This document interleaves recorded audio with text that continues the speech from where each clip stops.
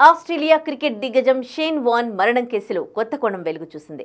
థాయిలాండ్లో ఓ విల్లాలో warn చనిపోగా అందుకు గుండెపోటు కారణమని భావించారు. దీనికి సంబంధించి తాజాగా ఒక కీలక విషయం తెరపైకొచ్చింది. ఆ విల్లా నుంచి ఓ వస్తువును తొలగించినట్లు బ్రిటన్ మీడియా సంస్థ కథనం ప్రచురించింది.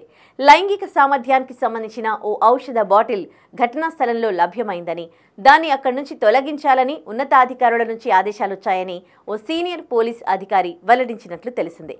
వార్న్ చనిపోయిన సమయంలో ఘటనా స్థలానికి వెళ్లిన ఓ సీనియర్ పోలీస్ అధికారి ఇటీవల మీడియాతో మాట్లాడుతూ, ఘటనా స్థలానికి వెళ్లగా అక్కడ ఓ ఔషధ బాటిల్తో పాటు వాంతులు, రక్తపు మరకలు కనిపించాయి.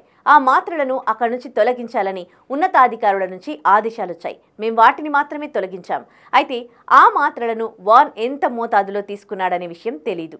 ఆ సమయంలో ఇది సున్నితమైన అంశం అని పేర్కొన్నాడు. దీన్ని కప్పిపుచ్చే వ్యవహారంలో ఆస్ట్రేలియాకు చెందిన సీనియర్ అధికారుల పాత్ర ఉండవచ్చని అన్నాడు.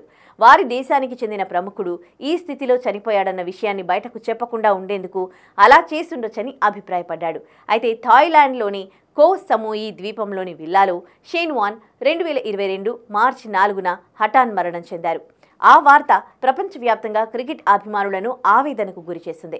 అయితే షేన్ వార్న్ తన విల్లాలో అచేతనంగా పడి ఉన్నారని, వైద్య బృందం ఎంతగా ప్రయత్నించినా ఆయన ప్రాణాలు కాపాడలేకపోయారని అతడి సిబ్బంది అప్పట్లో వెల్లడించారు.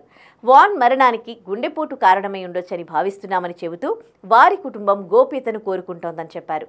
అయితే స్థానిక హాస్పిటల్ ఇచ్చిన పోస్ట్ మార్టం నివేదికలు మాత్రం వార్న్ది సహజ మరణమని పేర్కొంది.